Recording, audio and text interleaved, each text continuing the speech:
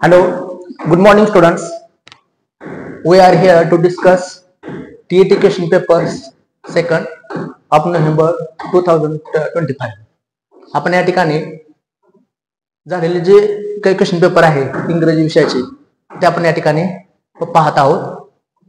त्यामध्ये पहिला प्रश्न आहे अत्यंत सोपा प्रश्न विचारलेला आहे की select the combination of numbers so that the alphabets arranged accordingly will form a meaningful word. आता UALNATR शब्द दिलेला आहे.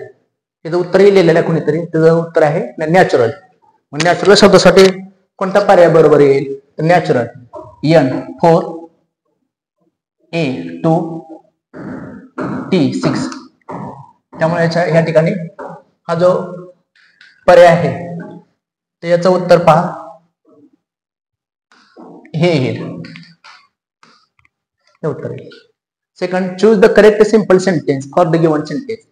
आता सिंपल सेंटेन्स एक पार्ट असतो. सिंपल, कॉम्प्लेक्स आणि कंपाऊंड सेंटेन्स. सिंपल सेंटेन्स कधी असतं साधं वाक्य, जसं I went to Maswad, simple sentence आहे. कॉम्प्लेक्स सेंटेन्स मिश्र सेंटेन्स असतं की ज्यामध्ये डब्ल्यूच word who, whom, whose, which, because, since, though, although हे शब्द जोडले जातो. I went to Maswad because I had work. हे झालं कॉम्प्लेक्स सेंटेन्स. आणि कंपाऊंड सेंटेन्स म्हणजे संयुक्त वाक्य की जे and, or, yet, but किंवा not only but also, either or ह्या शब्दाने जोडले जाते. I had a work and I went to Maswad, or I had a work so I went to Maswad. तसं या ठिकाणी he finished his homework and he put away his books.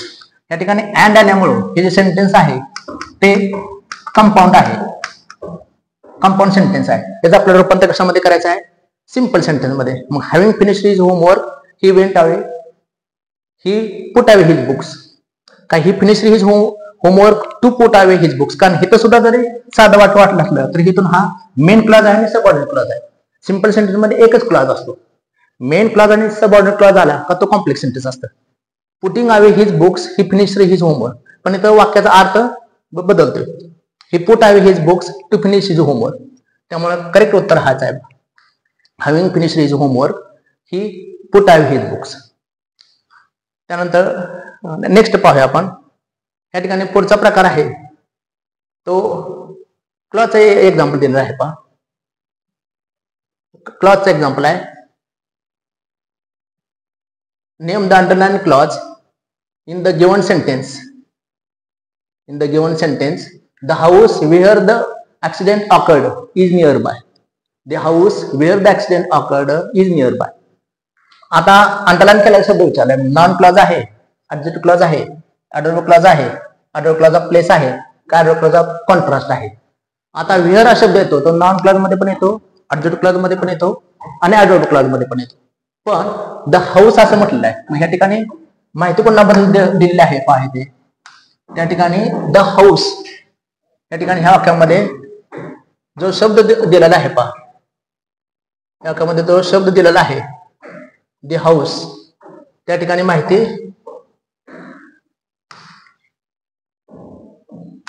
या ठिकाणी माहिती हाऊस बद्दल दिलेला आहे. मग हाऊस हा शब्द वाक्यामध्ये काय आहे नाव नाही. नामाबद्दल अधिक माहिती सांगणारा शब्द असतो तो काय असतो ऍडजेक्टिव्ह क्लॉज असतो. या ठिकाणी वेअर द ऍक्सिडेंट ऑकर्ड हा शब्द आहे तो आहे ऍडजेक्टिव्ह क्लॉज एक्झाम्पल आहे. तर अशा रीतीने आपल्याला ह्याचा अभ्यास करावा लागेल. या ठिकाणी the house where the accident occurred is nearby. Non clause होणार नाही तर हा ऍडजेक्टिव्ह क्लॉज आहे. Choose the correct positive degree for the given sentence. The lion is the most furious of all animals. दिलेली degree ही superlative आहे. Superlative कसे ओळखायचे? मोस्ट शब्द आहे द आहे. जेव्हा सुपरलेटिव्हची पॉझिटिव्ह करतो तेव्हा नो अदरने सुरुवात करायची. आणि जर सुपरलेटिव्हच्या वाक्यामध्ये जर वन ऑफ द कन्स्ट्रक्शन असेल तर आणि तरच व्हेरिफिवने सुरुवात करतो. या वाक्यामध्ये वन ऑफ द नाही त्यामुळे व्हेरिफिवने सुरुवात होणार नाही. पहिलं वाक्य the lion is as furious as the other animal. हे वाक्याचं चुकतंय. नो अदरने सुरुवात करायची. No other animal is as furious as the lion. दुसरा आहे no other animal are. Animal नंतर आर येणार नाही त्यामुळे करेक्ट पर्याय आहे. State what part of speech is the underlined word. My views are quite in accordance with those of the University Commission. दो शब्द आलाय, the these, those, these, that, हे डेमॉन्स्ट्रेटिव्ह प्रोनाउन्स असतात. त्यामुळे याचं उत्तर काय येणार आहे? Demonstrative pronounce.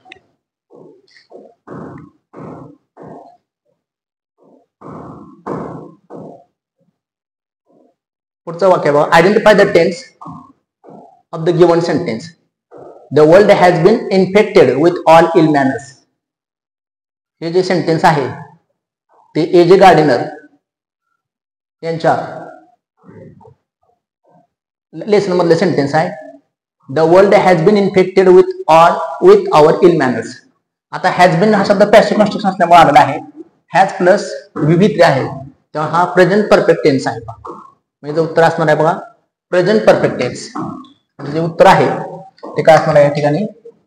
Present perfect tense. कारण वर्ल्ड हॅज बीन आलेला आहे, हे पॅसिव्ह कन्स्ट्रक्शन असल्यामुळे बीन पुढे आले. हॅज प्लस विथ असं आपण समजून घ्यायचं. Choose the word nearest in meaning to the given word. Assimilate. Assimilate हे एखादा अर्थ शोषून घेणे किंवा समजून घेणे, असिमिलेट. त्यामुळे ह्याला शब्द हा अक्षर बसेल.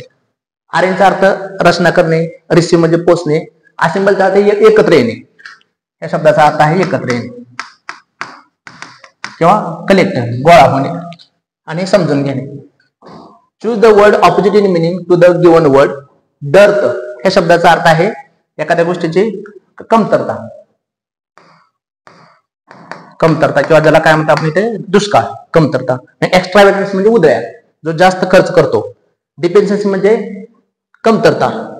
अबिडन्स म्हणजे भरपूर प्रमाण आणि स्केअरसिटी म्हणजे सुद्धा कमीपणा किंवा कमतरता. किंवा ज्याला दुसरा शब्द आहे वॉन्ट शब्द आहे. स्केअरसिटी, वॉन्ट आणि इथं अबिडन्सचा अर्थ पुष्कळ. हे उत्तर येईल. अपोजिट शब्द विचारलाय. डिपेन्डन्सीचा सुद्धा अर्थ आहे कमतरता आणि एक्स्ट्राव्हेगन्सचा अर्थ आहे उदया. त्यामुळे याचं उत्तर हे येणार आहे abidance. Choose the most suitable one word for the given expression. A person who does not believe in the existence of god or gods is known as atheist. Atheist ज्याला आपण अथिस्ट असे म्हणतो. रॅशनलिस्ट म्हणजे बुद्धिवादी. फिलॅटेलिस्ट म्हणजे जो फिलॅटेलिस्ट अर्थ जो the person who collect the postal stamps. The person who collect the postal stamps, जो पोस्ट किंवा जे पोस्ट मधले स्टॅम्प गोळा करतो. फिलॅन्थ्रोपिस्ट म्हणजे मानवतावादी, द लव्हर ऑफ मॅनकाइंड. आणि अथिस्ट म्हणजे the person who does not believe in god. थिसिस्टचा opposite अथिस्ट.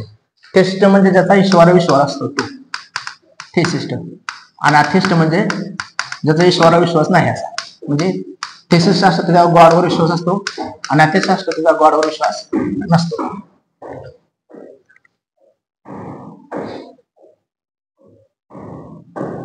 Select the appropriate alternative to fill in the blank. The accuser to the judge for mercy. आता अक्युजर म्हणजे ज्याच्यावर हे करण्यात आलं, अक्यूज करण्यात आलं, की ज्याला अक्यूज करण्यात आलं, की ज्याच्यावर हे देण्यात आलं, त्याला शिक्षा देण्यात आली किंवा ज्याला अक्यूज केले, तर त्यासाठी अपील शब्द बसेल. अपील किंवा बेग्ड. या ठिकाणी बेग्ड शब्द आला नाही, ना तर ह्या ठिकाणी बेग्ड सुद्धा शब्द बसला असता. बेग्ड,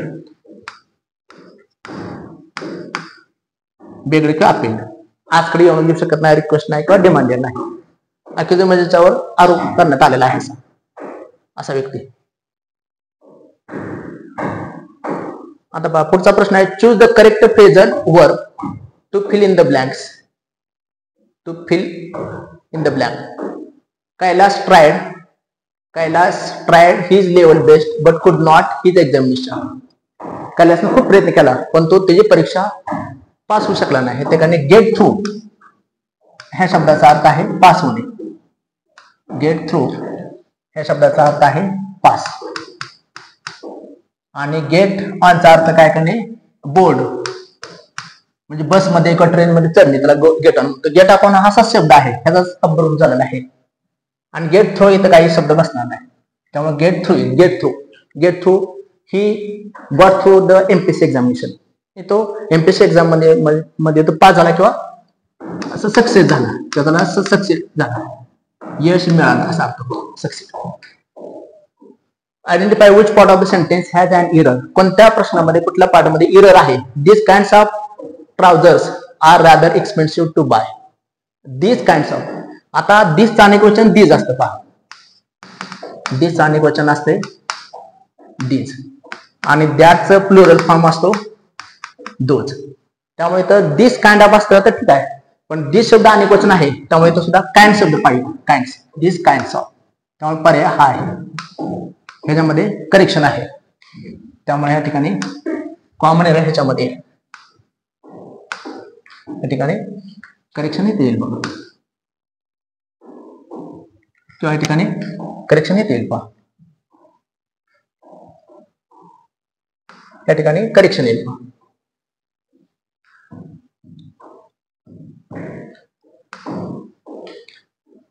एक मिनिट.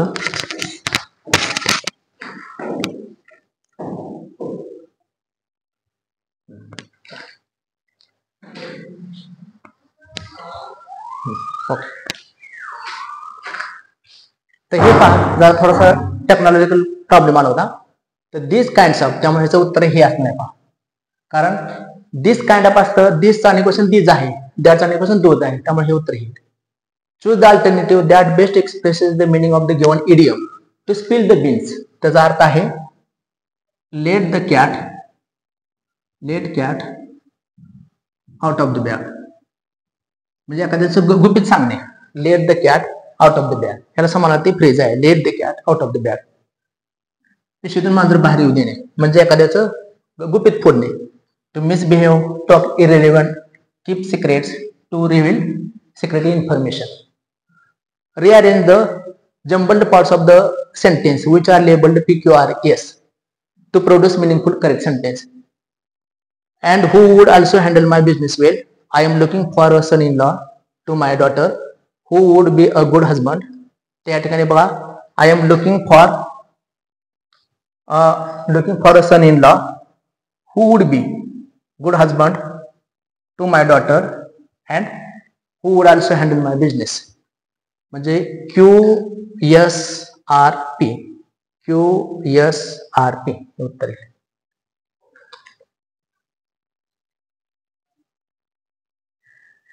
या ठिकाणी बघा, choose the suitable article to fill in the blanks. One of most common causes of malnutrition is dash unhealthy lifestyle. आता वाक्यामध्ये नेहमी लक्षात ठेवायचं, वन ऑफ आलं का त्यानंतर द येतं पहा. म्हणजे या ठिकाणी पहा, हे जे काही फ्रेजल वर्ब आहेत त्यानंतर ऑटोमॅटिकच पुढं द येतं. जसं one of, some of, many of, much of, any of, ह्या सगळ्या शब्दानंतर पुढं ऑटोमॅटिकच पुढं द येतं. म्हणजे one of the, some of the, none of the, any of the अशी वाक्यरचना असते. नन ऑफ, त्यामुळे तर वन ऑफ म्हटलं का द येते येणार. One of the most common causes of malnutrition is unhealthy शब्द आला, त्यामुळे तर ॲन येणार. द आणि ॲन हा पर्याय. Choose the grammatical correct sentence. Columbus invented America. आता इन्व्हेंटेड हा शब्द इथून नको आहे, इथं काय शब्द पाहिजे होता, डिस्कवर्ड. डिस्कवर्ड म्हणजे शोधून काढणे, म्हणजे तयार करणे. ही डिनायड टू टेक. आता डिनायड या शब्दानंतर पहा, जे डिनाय शब्द आला का पुढं काय असतं, इन्फिनिट, त्यानंतर पुढं जिरंट फॉर्म येतो. जिरंट म्हणजे VING. आणि जर हा शब्द आला असेल रिफ्यूज किंवा रिजेक्ट, तर त्यानंतर नेहमी इन्फिनिटिव्ह फॉर्म येतो, म्हणजे टू प्लस वर्ब. या ठिकाणी काय उत्तर पाहिजे होतं बघा, ही डिनायड टू टेक नको आहे, ही डिनायड टेकिंग असं पाहिजे होतं. He denied taking. He was looking me नाही, तर he was looking at me. He hung the picture on the way, त्यामुळे हे उत्तर बरोबर आहे.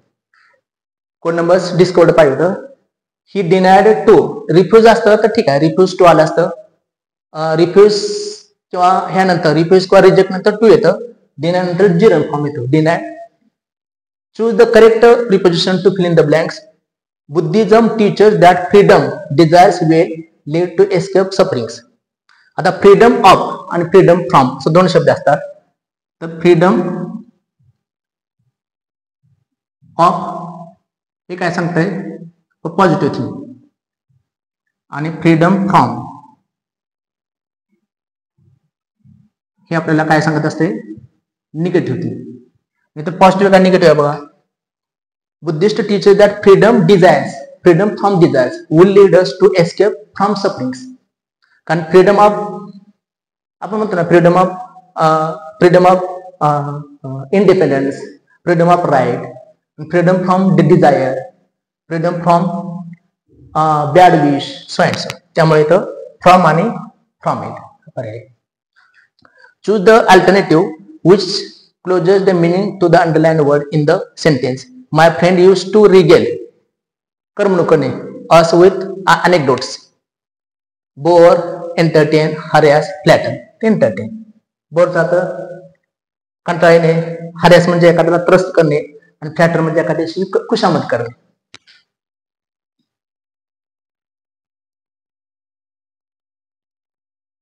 त्यानंतर पहा इथं choose the alternative which is opposite in meaning to the underlined word.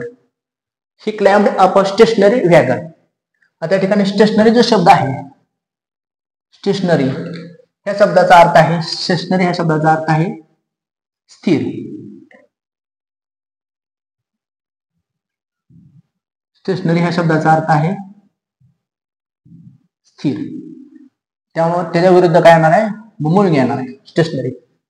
हे स्पेलिंग वेगळं आहे आणि हे स्पेलिंग वेगळं आहे. हे स्टेशनरी आणि हे स्टेशनरी. ई असेल त्याचा अर्थ आहे लेखन साहित्य आणि स्टेशनरी ए असेल त्याचा अर्थ आहे स्थिर. हे नेहमी कन्फ्युज वर्ड्स मध्ये येतात. ई आहे इथं ए आहे त्यामुळं मुव्हिंग स्पीडिंग येणार नाही, शंटिंग येणार नाही किंवा स्टँडिंग येणार. Choose the correct spelled word. Choose the correctly spelled word. आता व्हर्सटाईल ह्या शब्दाचं काय स्पेलिंग आहे व्हर्सटाईल म्हणजे having many sided personalities. Versatile हे स्पेलिंग बरोबर आहे. Read the following passage. आता पॅसेज हा भरपूर दिलेला आहे मोठा. त्या ठिकाणी आपण फक्त ह्यातलं जो ग्रामरचा पार्ट आहे तो घेऊया. 55 पर्यंत पॅसेज आहे. 56. Choose the correct alternative to fill in the blanks. A word to wise is enough. एक प्रोव्हर्ब आहे बघा a word to wise. Sorry या ठिकाणी a word to wise is enough. A word to the wise. काय proverb असतं त्यामध्ये बदल करून चालत नाही आपल्याला. जसं आपण बऱ्याच वेळा असं म्हणतो की असं बरेच प्रोव्हर्ब असतात की make hay while the sun shines. एका परीक्षेला पर्याय make hay while the moon shines असं होणार नाही तर make hay while the sun shines. जसं की make hay while the sun shines. ज्या प्रोव्हर्ब असतात त्यामध्ये बदल करून आपल्याला चालत नाही. किंवा shallow water makes much noise. Shallow water हे तर सिंग्युलर वॉटर आहे but still waters run deep. तसं इथं a word to wise is enough त्यामुळं अ आणि द आहे हा पर्याय. Choose the correct alternative to fill in the blanks. People who are averse hard work generally do not succeed life. आता बघा people ours hours नंतर नेहमी हा टू शब्द येतो. ॲवर्स प्लस टू येतो आणि ॲडवर्स नंतर नेहमी विथ हा प्रिपोजिशन येतं. दोन्हीचा अर्थ एकच आहे प्रतिकूल परिस्थिती किंवा प्रतिकूल. ॲडवर्स टू असा शब्द येतो आणि सक्सीड इन लाईफ टू आणि in it. Identify the figure of speech in the given sentence. On the deck the rover takes he stand. आता या ठिकाणी जर वर्ड ऑर्डर बदलले असेल त्या फिगर ऑफ स्पीच काय मेटॉनिम आहे का मेटाफर आहे का इनव्हर्जन आहे का पॅराडॉक्स आहे. आता या ठिकाणी बघा ऑन द डेक हे वाक्यामधला ॲडव्हर्बियल पार्ट आलेला आहे. द रोवर हे वाक्यामध्ये सब्जेक्ट आहे. टेक्स हे वाक्यामध्ये वर्ब आहे. ही स्टँड ऑब्जेक्ट आहे. वाक्यरचना सरळ केली तर कसं होणार आहे the rover takes he stand on the date. मग ह्या ठिकाणी हा अलंकार तयार होईल. Inversion, exchange of subject and verb, or the word order is not given proper way. हा इथे फिगर ऑफ स्पीच तयार होईल. त्या ठिकाणी choose the correct passive construction of the given sentence. या ठिकाणी करेक्ट पॅसिव्ह कन्स्ट्रक्शन आपल्याला विचारले. A lady missionary give him a black bow. आता या ठिकाणी पहा, हे जर पॅसिव्हाइज करताना दोन प्रकारे आपण करू शकतो. दोन कर्म आहेत. एक कर्म आहे ते डायरेक्ट ऑब्जेक्ट आहे, लेडी मिशनरी सब्जेक्ट आहे, गिव्ह वर्ब आहे हिम, आणि या ठिकाणी काय आलेलं आहे पहा, हिम अ ब्लॅक ब्लो हे डायरेक्ट ऑब्जेक्ट आहे. तर अशा वाक्यामध्ये आपण काय करतो, तर त्या वाक्यामध्ये बघा लेडी मिशनरी ह्या वाक्यामध्ये सब्जेक्ट आलेला आहे, गिव्ह वर्ब आलेला आहे, हिम इनडायरेक्ट ऑब्जेक्ट आलेला आहे, ब्लॅक बोर्ड डायरेक्ट ऑब्जेक्ट आलेला आहे. डायरेक्ट ऑब्जेक्ट सुरुवात करा, किंवा इथं he was given a black bow by lady missionary. He had been given, आता गिव असल्यामुळे हॅड बीन येणार नाही. Black blow was given him, आता ह्यात गिवन नंतर फक्त टू पाहिजे होतं, टू हिम, हे बरोबर असल्यामुळे इथं बरोबर नाही. A black blow had been given, had been असं कन्स्ट्रक्शन येणार नाही, त्यामुळे हे चुकीचं. हा पर्याय. Choose the correct indirect narration for the given sentence. Ramesh said to the astrologer when shall I get at him. आता व्हेन केलं ना, म्हणजे डब्ल्यूच क्वेश्चन आहे, तर डब्ल्यूच क्वेश्चन आहे, त्यामुळे तर सेड टूच काय करायला पाहिजे होतं, आपल्याला आस्कड. तिथं आस्कड आहे का, आहे, सगळ्याच वाक्यात आस्कड आहे.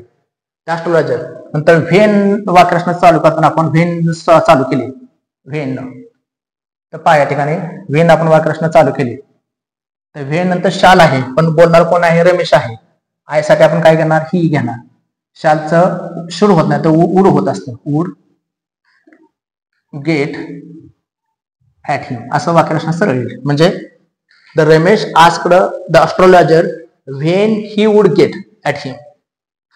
या ठिकाणी व्हेन ही वुड गेट, कारण वुड अगोदर येणार नाही, वाक्यरचना आपल्याला सरळ करायला क्लॉज मध्ये, त्यामुळे उत्तर हे येईल. पहा, कारण क्लॉज आणि प्रश्नामध्ये काय फरक आहे, समजा दोन वाक्यात बघा, व्हॉट ही इज आणि व्हॉट इज ही, दोन वाक्यात, यामधला एक क्लॉज आणि एक प्रश्न आहे. हा क्लॉज आहे आणि हा क्वेश्चन आहे, कारण क्लॉज मध्ये काय असतं, सब्जेक्ट आणि वर्ब असतं, क्वेश्चन मध्ये अगोदर वर्ब आणि नंतर सब्जेक्ट असतं.